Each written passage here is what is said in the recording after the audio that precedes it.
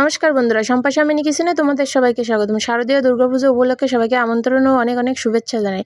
তো যেহেতু আজকে থেকে দুর্গাপুজো শুরু হয়ে গেছে, পঞ্চমী লেগে গেছে, তো সেহেতু আজকে থেকে কিন্তু আমরা নিরামিষ খাচ্ছি। তো নিরামিষ দিনে কী খাবো একটা চিন্তা করতে করতে কিন্তু অনেকটা সময় চলে যায়। তো দেখো, একটা মজার একটা রান্না নিয়ে চলে আসলাম। তো দেখো, এখানে কাঁচকলা, সয়াবিন, আলু দিয়ে একটা দুর্দান্ত রেসিপি করব। তো চলো রেসিপিটা শুরু করা যাক। তো প্রথমে দেখো, একটা কড়াই নিয়েছি। তো কড়াইতে তেল গরম করে নিতে হবে। তো কড়াইতে দেখো পরিমাণ মতো তেল দিয়ে নিলাম। তো কড়াইতে পরিমাণ মতো তেল দেওয়ার পরে তেলটা যখন গরম হয়ে যাবে তখন প্রথমে সয়াবিনগুলো কিন্তু আমি আগে ভেজে নেব। তো আজ থেকে কারা কারা নিরামিষ খাচ্ছে অবশ্যই কমেন্ট করে জানিয়ে যেও। তো দুর্গাপুজো কিন্তু এসে গেল, একটা আনন্দ মনে, সে একটা আনন্দ হিসাবে কিন্তু আজকে অনেকটা ভালো লাগতেছে। তো দেখো বন্ধুরা, এখন সয়াবিনগুলো প্রথমে লাল লাল করে ভেজে নিতে হবে। তো সয়াবিনটা দেওয়ার পরে এখানে কিন্তু আমি একটু হলুদ লবণটা দিয়ে দেব। তো হলুদ লবণ দিয়ে ভাজলে কিন্তু সয়াবিনের ভিতর লবণটা যখন যায় তখন কিন্তু খেতে অনেকটা ভালো লাগে। তো এরকম কাঁচকলা দিয়ে, আলু দিয়ে, সয়াবিন দিয়ে রান্না করতে কিন্তু অনেক মজার একটা তরকারি হয়। তো অবশ্যই পুরো রেসিপিটা দেখার অনুরোধ রইল।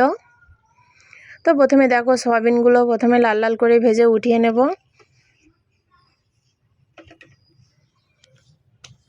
তো সয়াবিনগুলো দেখো এখানে কিন্তু লাল লাল করে ভেজে নেওয়া আমার হয়ে গেছে। তো এখন আমি সয়াবিনগুলো তুলে নিচ্ছি।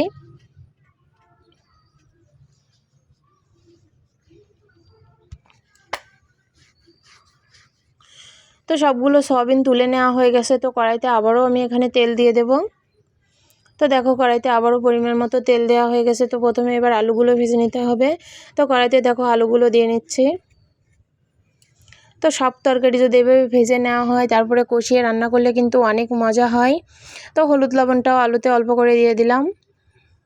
তো দেওয়ার পরে আলুটাও কিন্তু লাল লাল করে ভেজে নেব এখানে।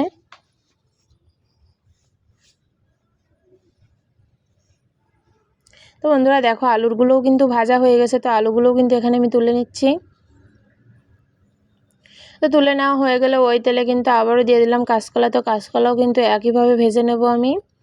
তো দেওয়ার পরে হলুদ লবণটাও দিয়ে নিলাম, দিয়ে ভালো করে লাল লাল করে কাঁচকলাগুলো ভেজে নিতে হবে। তো বন্ধুরা, আমার এই ছোট ভিডিওগুলো যদি দেখে তোমাদের ভালো লাগে অবশ্যই লাইক, কমেন্ট, শেয়ার করতে ভুলবে না। ফেসবুক থেকে দেখলে পেজটা ফলো করে দিও, ইউটিউব থেকে দেখলে চ্যানেলটা সাবস্ক্রাইব করে দিও, যাতে নিত্য নতুন ভিডিও সবার আগে তোমার কাছে পৌঁছায় যায়। তো বন্ধুরা দেখো, কাঁচকলাগুলো ভেজে নেওয়া হয়ে গেছে। তো ওই তেলে প্রথমে দেখো কাঁচা লঙ্কা চিড়ে নিয়েছিলাম। তো কাঁচা লঙ্কাটা এখানে ফোড়নে দিয়ে দেবো। তো কয়টা কাঁচা লঙ্কা ফোড়নে দেওয়ার পরে টমেটো আছে, তো টমেটো দিতে হবে। কিন্তু এখানে তো একটা টমেটো কুচিয়ে নিয়েছিলাম, সে একটা টমেটো ভালো করে এখন ঝাল আর টমেটোটা ভেজে নিতে হবে। তাই এইভাবে কিন্তু একটু কিছুক্ষণ ভেজে নেব। তো দেখো বন্ধুরা, এভাবে ভেজে নেওয়ার পরে যে মশলাটা আমি করে রাখছিলাম, আদা, জিরে, ধনিয়া, ঝাল বাটা, তো সেইগুলো কিন্তু এখন দিয়ে দিলাম। তো সবগুলো দেওয়ার পরে কিন্তু মশলাগুলো ভালো করে কষিয়ে নিতে হবে। তো কষানোর জন্য আমি প্রথমে একটু জল তো অ্যাড করে নেব।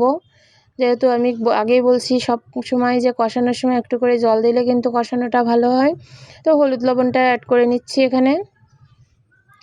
তো লবণ হলুদটা দেওয়ার পরে কিন্তু এখানে সুন্দরভাবে কষিয়ে নিতে হবে। তো এমন সুন্দরভাবে কষিয়ে তেলুটা করে নিতে হবে এখানে। তো এভাবে কষিয়ে দেখো বন্ধুরা, আস্তে আস্তে কষিয়ে কিন্তু আমি সুন্দরভাবে উপর থেকে তেলটা উঠে গেছে, দেখতেই পাচ্ছ কত সুন্দর হয়েছে দেখতে। তো এখন দেখো পুরোটা কষানো হয়ে গেছে। তো এখন আমি যেগুলো কাঁচকলা, সয়াবিন, আলু ভেজে রাখছিলাম সেগুলো কিন্তু এখন মশলার ভিতরে দিয়ে দেব। তো এখানে কষানো হয়ে গেছে। তো এখন সবগুলো দিয়ে দিলাম, দিয়ে কিন্তু যেমন তেমন একটু নাড়াচাড়া করলেই হয়ে যাবে, বেশি কষানো কিন্তু এখানে লাগবে না। যেহেতু সবগুলো ভেজে কিন্তু এখানে অনেকটা সিদ্ধ হয়ে গেছে, এজন্য বেশি কষাবো না। মশলার সাথে অল্প করে মিশিয়ে কিন্তু এখানে জল দিয়ে দেবো পরিমাণ মতো।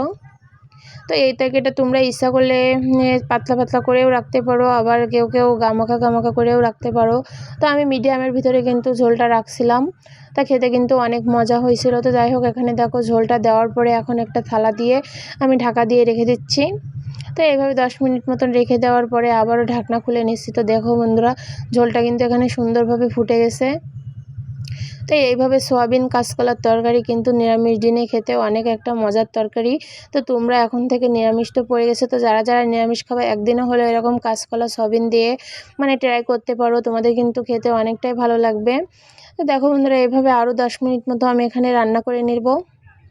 তো তো 10 মিনিট পরে দেখো এরকমভাবে রাখছি আমি, বেশি পাতলাও করি নাই, বেশি গাঢ় করি না, তো এরকম মিডিয়াম এতে রেখেছি। তো তোমাদের এই রেসিপিটা যদি ভালো লাগে অবশ্যই লাইক কমেন্ট শেয়ার করতে ভুলবে না। তো ভিডিওটা দেখার জন্য সবাইকে ধন্যবাদ। সবাই ভালো থেকে সুস্থ থেকো। আজকের মতো ভিডিওটা এই পর্যন্ত। সবাইকে টাটা।